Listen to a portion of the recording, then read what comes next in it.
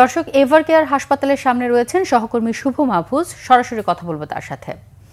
শুভ, বেগম খালেদা জিয়ার শারীরিক অবস্থা সম্পর্কে মেডিকেল বোর্ডের বৈঠকের পক্ষ থেকে কোনো তথ্য পেয়েছেন কি?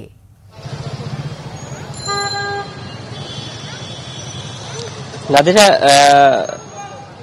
বেগম খালেদা জিয়ার সর্বশেষ তথ্য মেডিকেল বোর্ড থেকে কিছুই পাইনি আমরা, কিন্তু রাত 10টায় জামায়াতের সেক্রেটারি জেনারেল মিয়া গোলাম পরোয়ার তিনি ওনার স্বাস্থ্যের খোঁজখবর নিয়ে এসে আমাদের সাথে কথা বলেছেন। ঠিক তারপরেই বিএনপির ভাইস চেয়ারম্যান আব্দুল আউয়াল মিন্টু তিনিও আমাদের সাথে কথা বলেছেন। দুইজনের কথার প্রেক্ষিতে যে তথ্য আমরা পেয়েছি সেটা হচ্ছে যে রাত 10:30টায় বেগম খালেদা জিয়ার যে চিকিৎসক দলের যে মেডিকেল বোর্ড রয়েছে সেই বোর্ডটি তার সর্বশেষ চিকিৎসা কি করণীয় হতে পারে সেই বিষয়ে সিদ্ধান্ত নেওয়ার জন্য তারা কিন্তু ইতিমধ্যেই বৈঠকে বসেছেন। বৈঠকে তারা সিদ্ধান্ত নেবেন এই এখন যে অবস্থা রয়েছে বেগম খালেদা জিয়া, সেই অবস্থা থেকে তার পরবর্তী চিকিৎসা কি হতে পারে এই সিদ্ধান্তগুলো নেবেন। একই সাথে দুজনের কথার প্রেক্ষিতে আরেকটি জেনেছি যে বিএনপির পক্ষ থেকে বেগম খালেদা জিয়াকে বিদেশে নেওয়ার জন্য সব ধরনের প্রস্তুতি নিয়ে রাখা হয়েছে।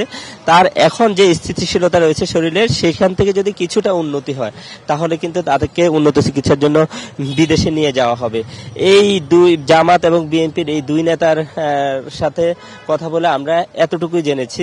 তবে আব্দুল আউয়াল মিন্টু আরেকটি বিষয় আমাদেরকে জানিয়েছেন, সেটি হচ্ছে তার যে অপরিবর্তিত শারীরিক কন্ডিশন সেখান থেকে কিছুটা উন্নতি দিকে রয়েছে, এই তথ্যটি তিনি আমাদেরকে জানিয়েছেন। এখানে সন্ধ্যার পর থেকে অনেক নেতা এসেছেন, বিশেষ করে ক্রিকেটার তামিম ইকবালও এসেছেন। সেও গিয়ে বেগম খালেদা জিয়ার চিকিৎসার সবশেষ খোঁজখবর নিয়ে এসেছেন।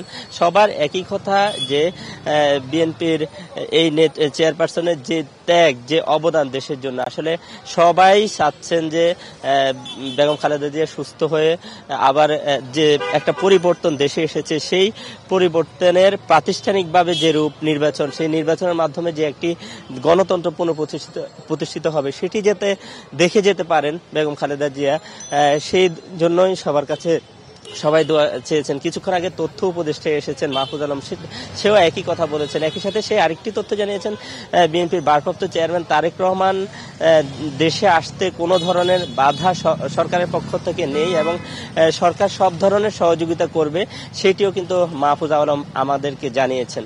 তো নাদিরা, বেগম খালেদা জিয়ার যে মেডিকেল বোর্ডটি বসেছেন তারা কি সিদ্ধান্ত নেবেন বা সেটা যদি পরবর্তীতে আমাদেরকে যদি আনুষ্ঠানিকভাবে ব্রিফ করে তাহলে আমরা সেটি আপনার মাধ্যমে দর্শকদেরকে জানিয়ে দিতে পারবো। তো এই ছিল আমার কাছে সর্বশেষ। শুভ, আপনাকে ধন্যবাদ।